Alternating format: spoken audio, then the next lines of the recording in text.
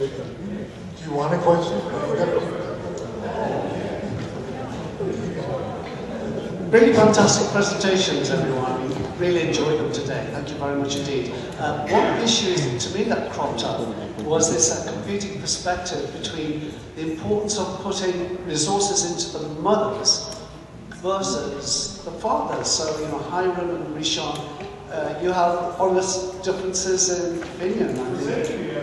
I was just curious about what your joint thoughts were on each other's perspectives, and yeah, what's more important for intervention in a way? Is it putting all the eggs into the mum's basket, or really getting into those dads?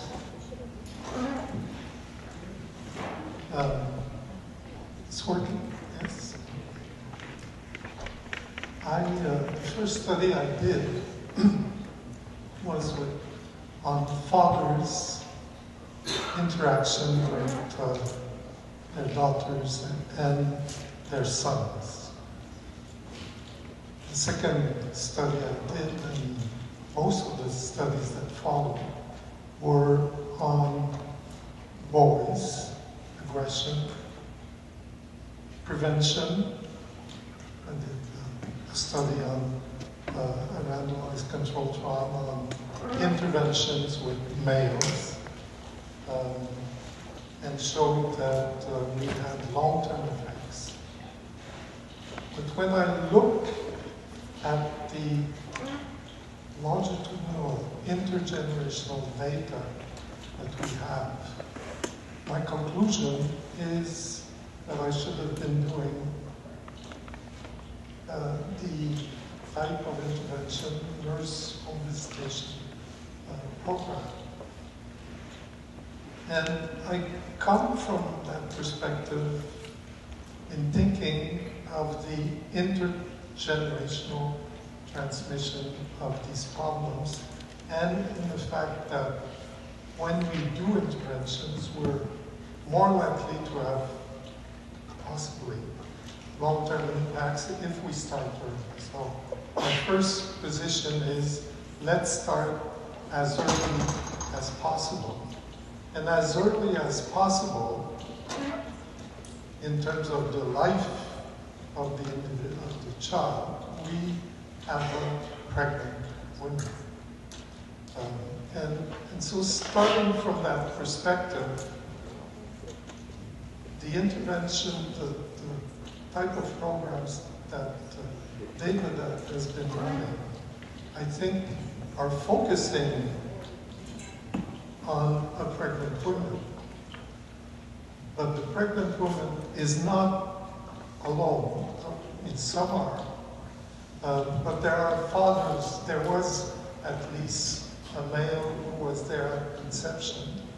And there is a male likely to be there, or you can bring him. So the idea is not that we completely exclude males, but my impression, and I don't think there is proof yet that this is the best or not the best, is that we should be putting our money mostly on interventions that start early, that are from an intergenerational perspective, and that are giving support to the family around that child, and that family should include the male. And I guess what I was saying this morning is that if we put our money on the males that have problems, and we define it that way, then we are spreading our money very thin, because there are so many males that have problems that we will. So I don't believe in short-term interventions. I believe that the problems we want to deal with are at least one within. We need at least one generation, and better still, we need to think about 2 generations. And in thinking in that perspective. I think women who are becoming pregnant are the ideal in terms of intervention. Hiram, could you clarify on what you would tell the disagreement specifically that you have with Richard's perspective? No, I agree with him 100%. But the problem is, what has happened to the American family over the last 40 years? We need to reconnect a greater percentage of males back into their responsibilities as fathers, so that when we intervene with a family, there is a male there. It doesn't necessarily have to be the biological father, because things happen and things change over the life course. But it could be a new father figure, or it could be a social father who has a connection to the family in a meaningful way. So as long as the status quo exists, we'll have to triple David's program over the next 10 years, because the number of single-parent, mother-headed households will increase as the income inequities in our society continue to increase. Okay? So, in that respect, we're going to have to pour more and more money into his program than maybe one of the other kind of ones that are evidence-based. I couldn't agree more. I would think the prevention effort actually should occur before pregnancy. You know, I'd like to just comment on this. You know, from a theoretical perspective, we were committed from the beginning to involving fathers. But I have to say, when we began our Memphis study, I found myself being having a prejudice, really, about the role that inner-city African-American families, fathers would play. And I went out on a home visit where a father was there, and he was so incredibly engaged and committed to his baby and to his partner. I walked away stunned at the prejudice that I was carrying in my heart and my mind when I went into that inner city environment, that it was really quite stunning to me to kind of grapple with my own prejudice. And what we've seen over time, and so it goes to the point that you were raising, sir, about the importance, we've all been talking about the importance of engaging fathers. And this actually may be one of those moments in human development where there is an opportunity to promote pro-social behavior and engagement among men around issues that I think from an evolutionary perspective, instinctively we get. And what we have seen, and we have published on this, and I didn't report this earlier, is that there are consistent increases on the part of nurse-visited women in the involvement in sustained partner relationships. So whether it's the same guy or whether it's a new guy, we can't really always sort this out, honestly. But there is this greater involvement of men in partnered relationships on the part of the nurse-visited families. And my guess is that that is playing it's contributing to some of the kinds of, let's say, neurocognitive effects that we see for those more vulnerable families. And by the way, that includes these more vulnerable families, and the greater impacts that we see, the tendency for greater impacts to be among males, where these kinds of vulnerabilities are greater. Yeah, the National Evaluation of Early Head Start randomized 3,000 babies to either Early Head Start or some other community thing. We were able to get, through Gateway Mothers, about 850 fathers into a sort of sub-study.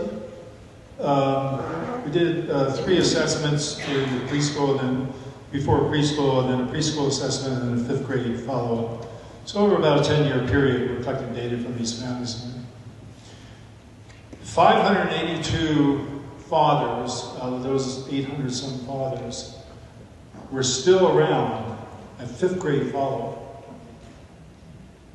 So this notion, they were not necessarily living in residence, but they were connected with their family in meaningful ways.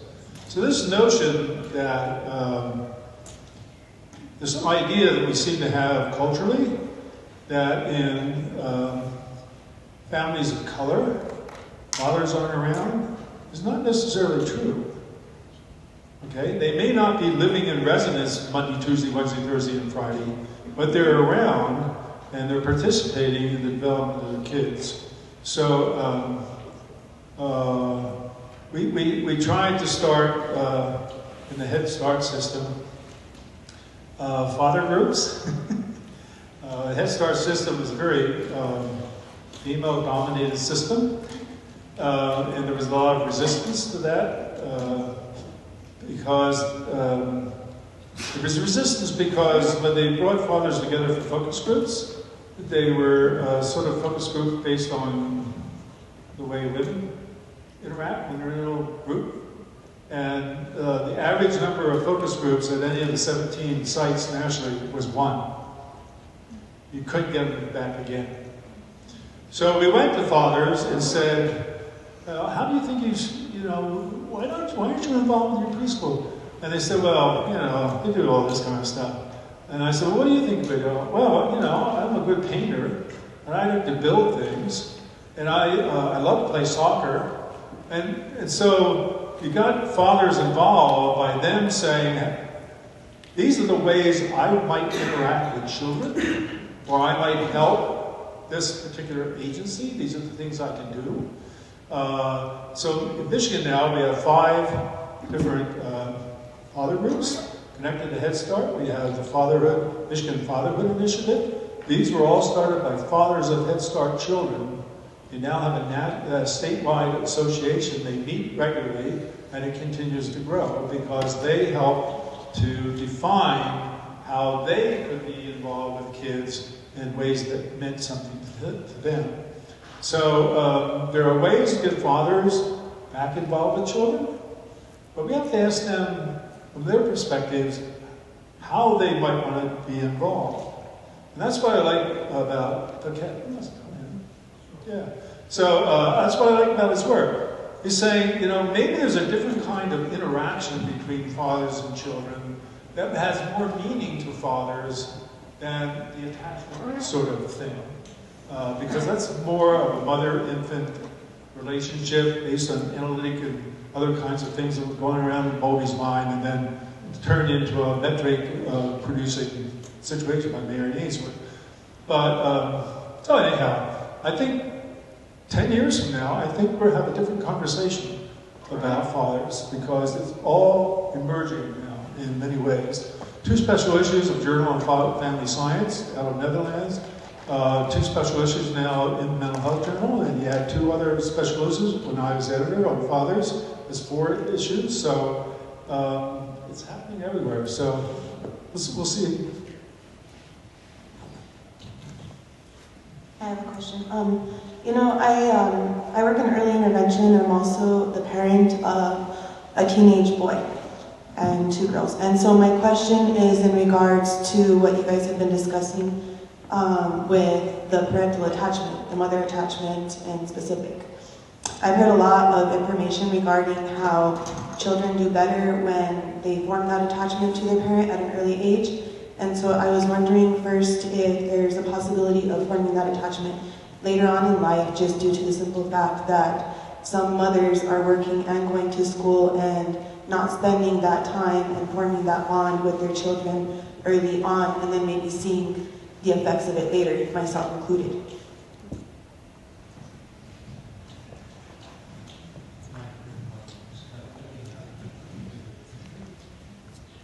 You asked about whether attachment can be fully activated later in life beyond the sensitivity periods of infancy. Yes, sir. Is that true?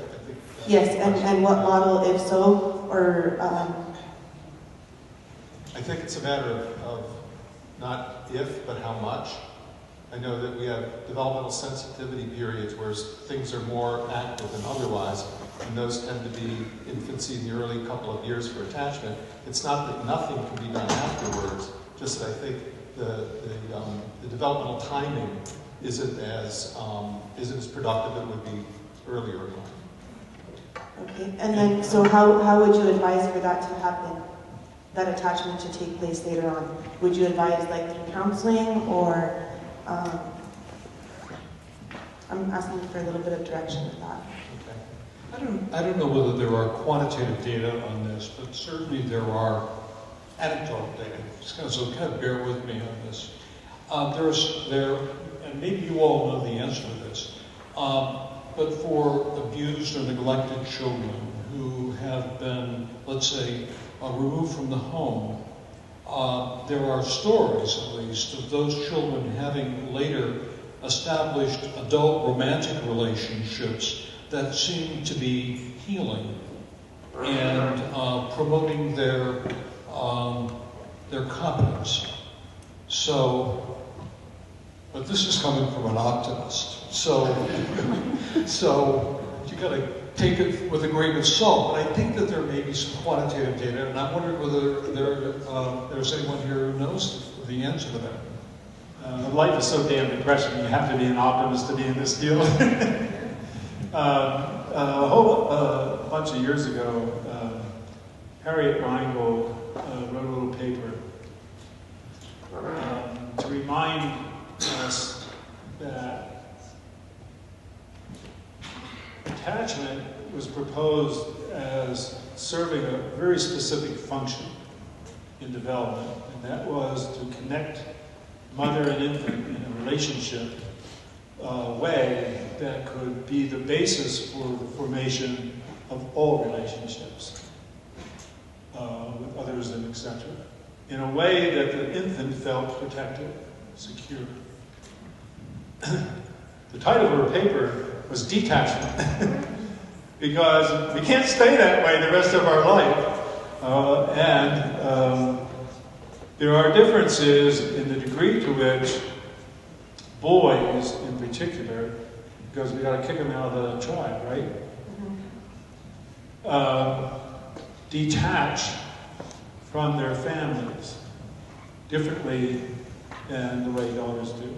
And of course I know this because I have 2 daughters and a son. So I'll generalize the entire planet. My wife and my daughters are very close. And they're very close to me. My son is close to them.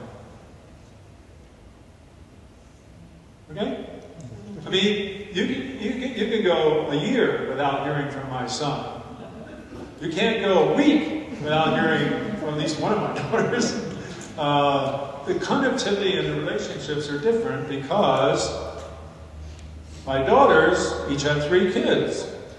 And they had attachment relationships with babies because that serves a function for their children. And so the whole notion of the degree of sort of intimacy related to that relationship is different than the relationship that my son has with his mother. He loves his mother. Maybe he loves me. But he doesn't have this sense that I have to be in contact with you all the time because I'm running my family and that kind of thing. So, if we were primates, non-human primates, we get the juvenile gets up there, we get him out of there because we don't want him competing for reproduction rights in our little tribe, or whatever you call it, a group of chimpanzees and rhesus monkeys. So those biological factors that are going on. Doesn't mean that a love relationship is still there, but it means the intimacy of that relationship is different. Thank you. I've had 40 plus years. At least for me, would you be willing to yell? Yes. Oh, great. Thanks a lot. I've had 40 plus years career working with families and observing children and each parent, and then of course the parents' relationship.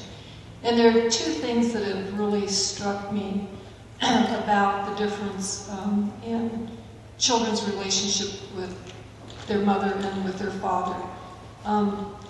The first is what you're talking about, I think, which is that there's a real qualitative difference between how mothers interact with their children and how fathers interact with their children.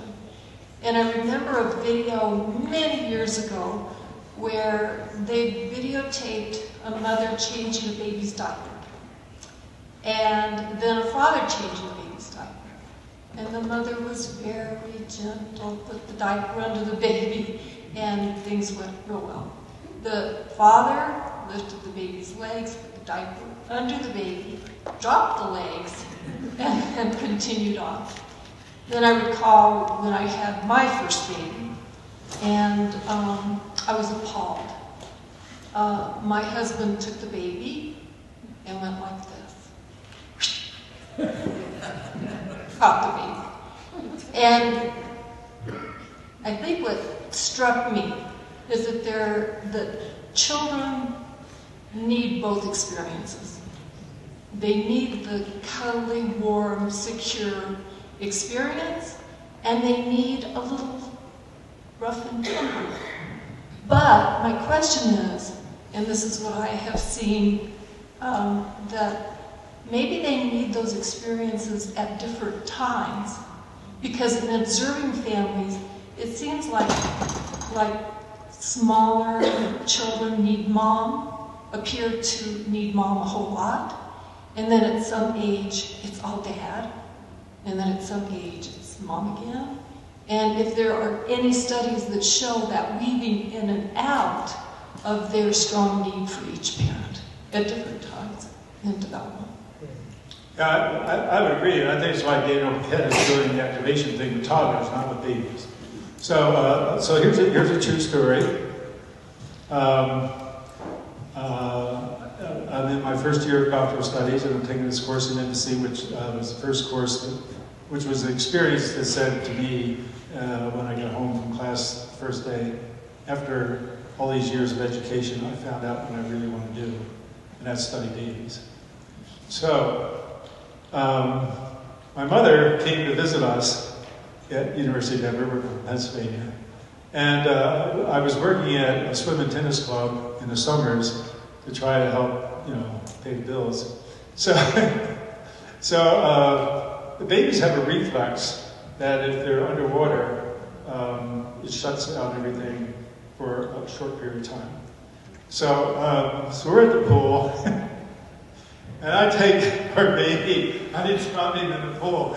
My mother was having a heart attack. So my wife would never have done that. So, yeah.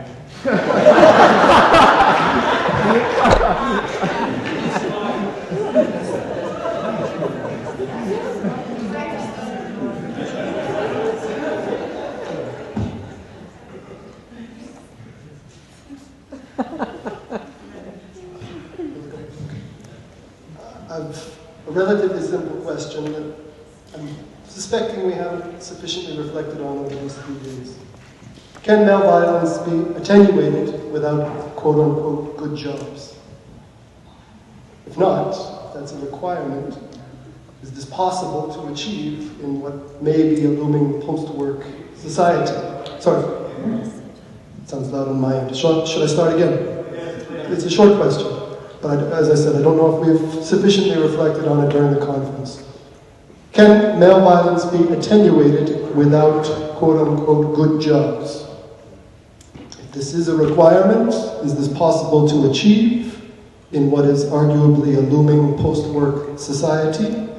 And just an observation from my research sites, areas in urban South Africa, there appear to be serious triggers for violence around goal blockage and collective strain set against high inequality and relative deprivation that I think is fueling much of the interpersonal violence.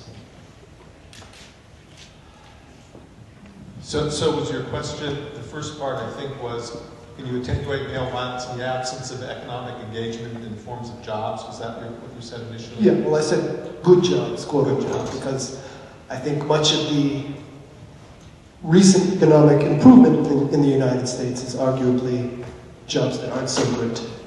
The Walmart effect that may be exacerbating or continuing some of the problems of strain and the absence or limited availability of parents, single and joint.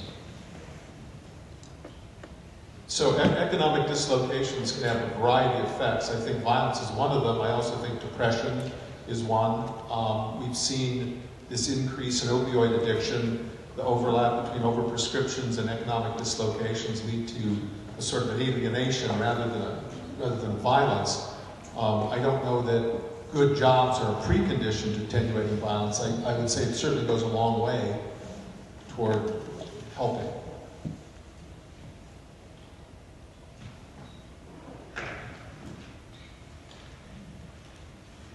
One thing we've not talked about is how violence has been coming down over the past, 15, 20 years or so. And any reflections on, from your perspectives, each of you, why violence is coming down?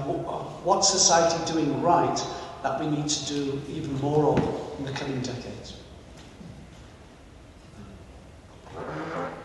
Well, it seems that it has been going down for the past centuries.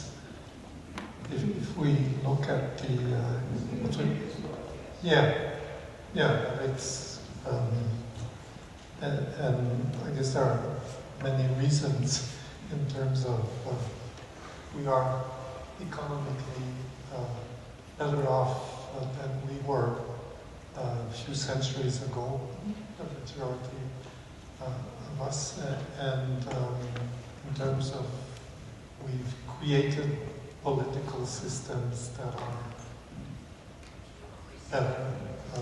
So I guess there are probably hundreds of reasons why there is less.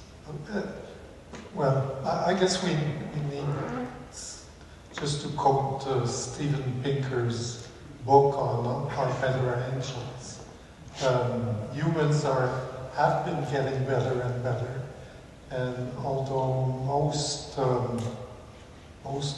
old people like me tend to say it was better in our time than it is today, it's not true from generation to generation. Humans are living better and are generally interacting in a more peaceful way. And the aggression that remains is more troubling because we're less expecting violence than a few centuries ago, where violence was everyday common, and that's a very good thing. Has in fact, I hope that it will continue.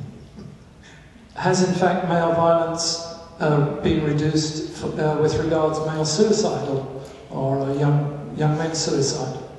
I'm over here.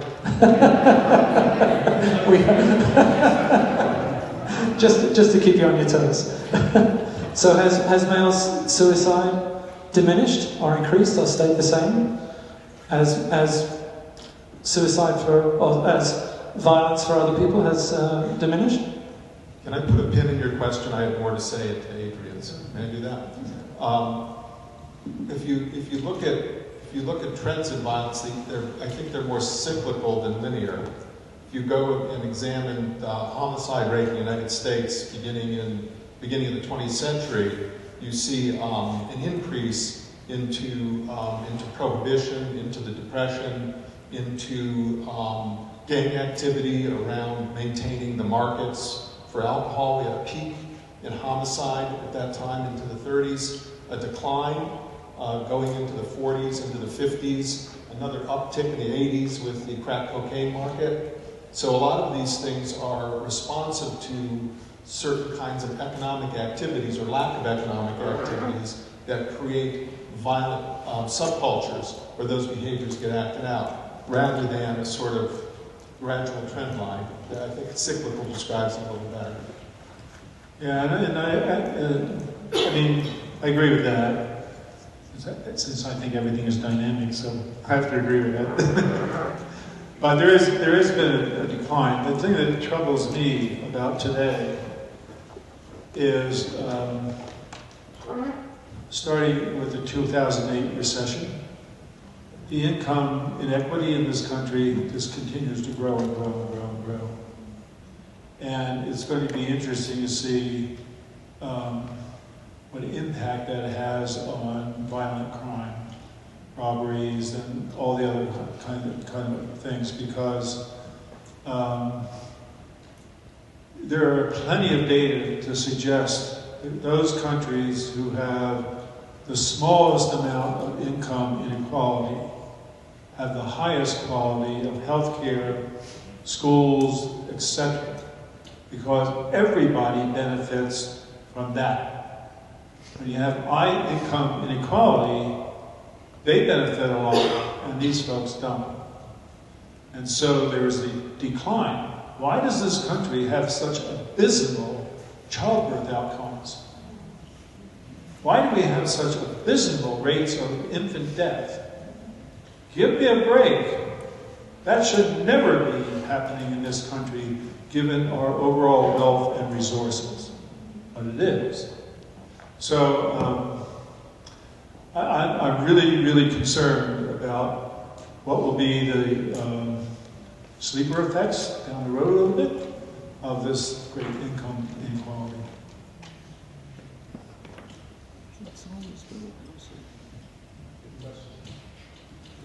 Suicide.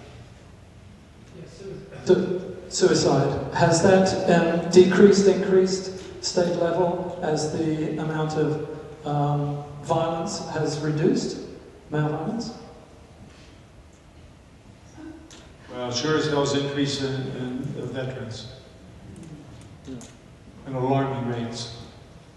Our soldiers who are serving in the Middle East have such high suicide rates. It's alarming. So I don't know about the whole population. It just seems to be, and especially right here in Santa Fe, the young man's suicide is... Yeah, it's especially true in American Indian populations across the country, on reservation-based Indians.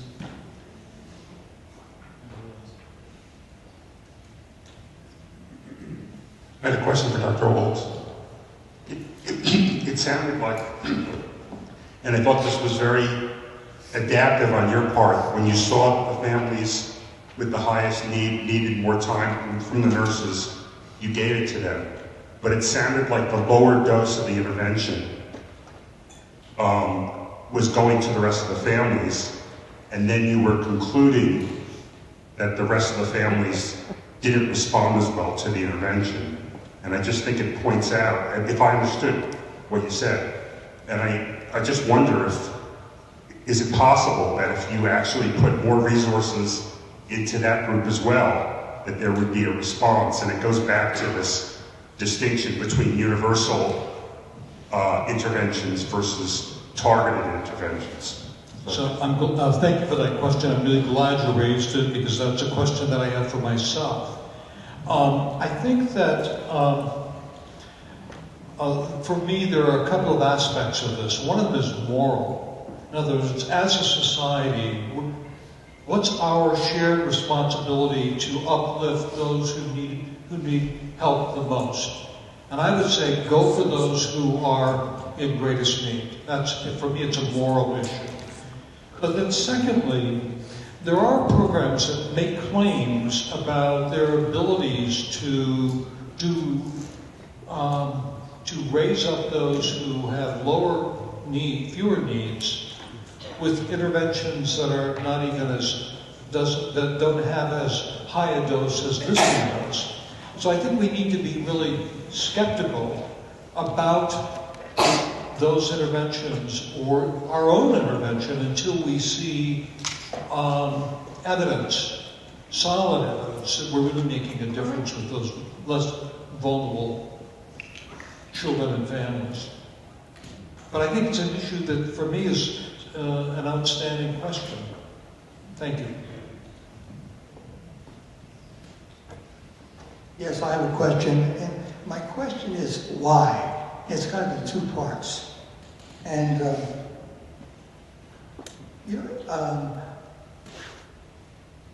I've heard the data, the research, and something this doesn't feel right. It's the reason I'm asking why. Why are males more susceptible to high risk, or have more of a predisposition? And the second part is, how can we channel that to be more, maybe in more socially acceptable areas? Thank you for that question. I think that that's the big issue for this conference, right? It is. I mean, I think, I don't pretend to know the answer to that, but I do think that I think that in many ways, my quick reaction is that males are on average, wired differently to cope with adversity and to compete for scarce reproductive females. And I think that my guess is that there is an opportunity to channel that energy and that competitiveness, if you want, into socially productive ways. And I think that's the challenge that, in some ways, this conference is leading us to address. And for me, at least, I found myself wondering whether there are ways, after this conference, whether there are ways we can identify those, maybe to use Jay Belsky's term, thought, plastic, those individuals who have greater plasticity, and maybe that's what we're really dealing with here. People who are both more vulnerable but have greater opportunity on the upside. So I feel kind of a shared responsibility to kind of try to address that part of the question. And I think we have some clues about what might be productive lines of intervention and inquiry. It would be nice to have some evolutionary anthropologists amongst us. I think if we can think that we've been around for about 7,000 or 8,000 years. 700,000? Yeah. I was only a little bit off. So we've been around for 700,000 years. And in the beginning, whenever that was, there were pretty clear demands for continuation of the species. One of those demands was to assure that women could safely and securely produce children. Men were less needed for that, because I could have 700 wives and have 700 children. They could have one child a year. So you don't need 700 of me. So why are we more vulnerable to all the stresses and strains and everything? Because we had a major role, we being men, a major role for the hunter of the hunter-gatherer societies that characterized the evolution of human beings. Mothers were the farmers and the caregivers of babies. They were the gatherer. We were the hunters. So we had to have certain strengths and durabilities, and we were probably a selection process for that, in order to travel great distances, kill things, and whatever. So there's probably an evolutionary aspect to why we are more vulnerable to certain kinds of weeding out of the weaker part of the species. So, and I think we have some really good cultural anthropologists around and who really maybe know more about the history of human species than I do. But clearly, hunter-gatherer societies, the roles are much more differentiated. So, I can give you an example of a study that we've done with males. We took the more aggressive males in kindergarten, and for 2 years we gave support to the parents, support to the boys, support to the teachers. And as we followed them over time, they were those who, that was a randomized controlled trial, those who got the intervention were more successful in school, more of them completed high school. There was less delinquency, and in adulthood, less criminality. I mean, there are a number of interventions that have shown that we can. There is hope. If we put the resources in, we can have an impact. But Richard, it has to be asked. If you can do that, why would you not want to do it? Why would you want to throw them under the bus? No. That's not what I'm saying. While I did this intervention and showed to everybody that this was working, but no one acted on it. There's no one using that intervention, and it's not because it's not known. My job has been to continue to understand where the problems start, I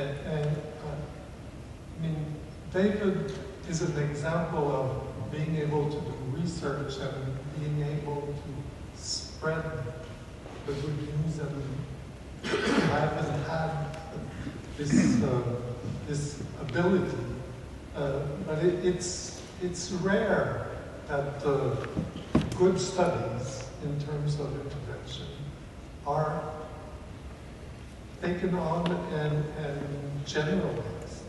And so to a certain extent, we need people like you who believe in this and can convince the school boards, the politicians to adopt these approach. Yes, thank you. But I think that it doesn't help when you're it feels as though you're putting a barrier and saying it's a waste of time on those boards.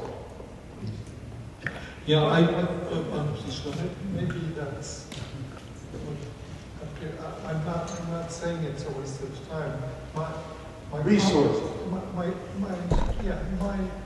comment earlier is in terms of my standby.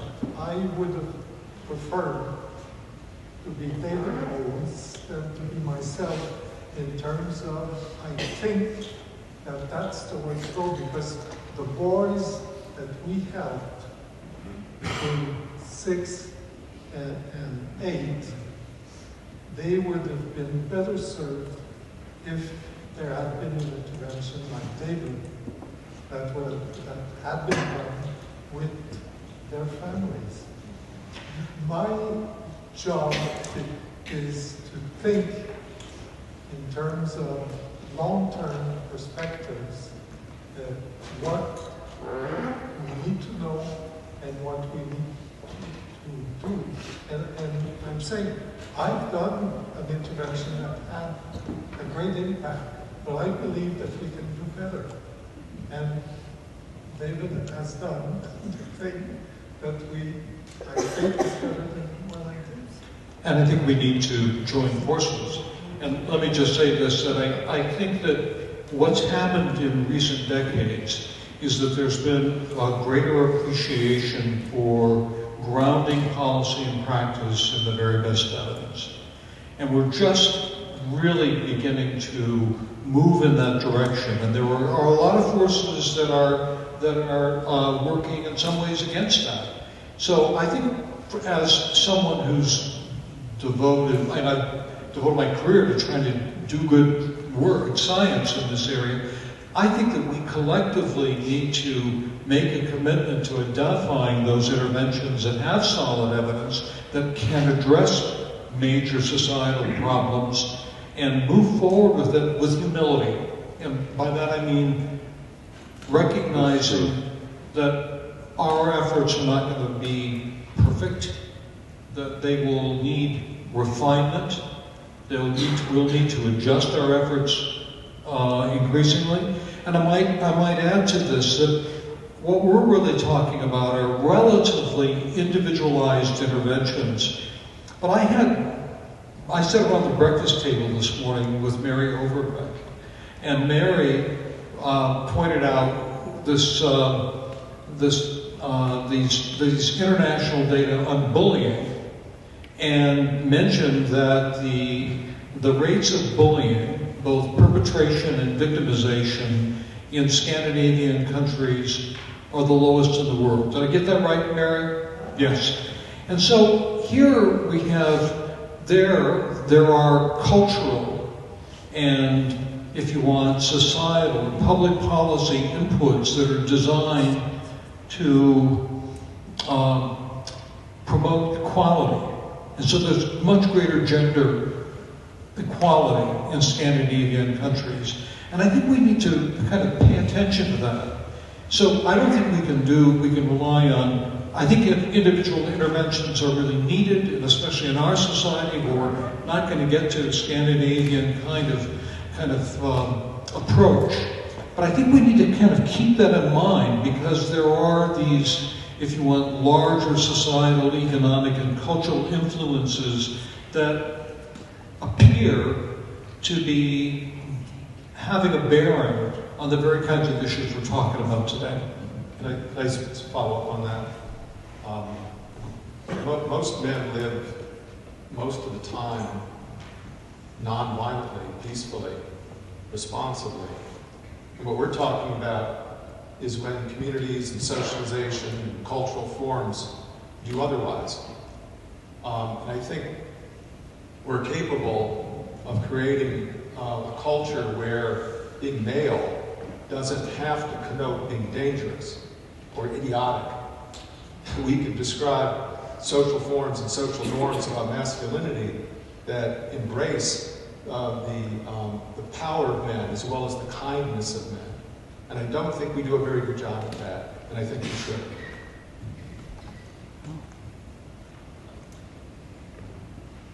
I have something that refers to something Professor Fitzgerald mentioned earlier. That I hate to do this again, but would you be willing to yell? Yes. I want to refer to something Professor Fitzgerald mentioned when he talked about the epigenetic load on sperm. In other words, factors that affect sperm, for instance, alcoholism, there's an epigenetic effect on the sperm. Now, I think that what we're talking about in some respects here is a problem of epidemiology. And recently we had a horrific situation where an HPV vaccine was created, and initially it was only given to girls. Then there was an outrage because boys are equally susceptible to HPV, and if you only treated the girls, there was a large pool of infection in the male population. So treating one segment without treating the other segment had very limited value and was very problematic. Now, this idea that if we, so to speak, allow the cohort of dysregulated men to increase, because we get more, we might say, a benefit from treating the mothers, it seems to me that from an epigenetic point of view, we're increasing the pool of dysregulated men who are going to have epigenetic distortions in their sperm. Now, Professor Fitzgerald, I don't know if you want to pick that one up. Well, I don't think that that's what I'm not proposing that. The aim is to impact both boys and girls through early preventive interventions. The comment that I made in responding to a question is that we need to make sure that the money we are investing is invested in things that are working and is not invested thinly in many interventions that are not having an impact. This is the biggest problem we have. There's too much money that is invested in things that have not been shown to work and are not evaluated. There's a huge waste of money, and we need to make sure that we are intervening on things that work. Okay, I think.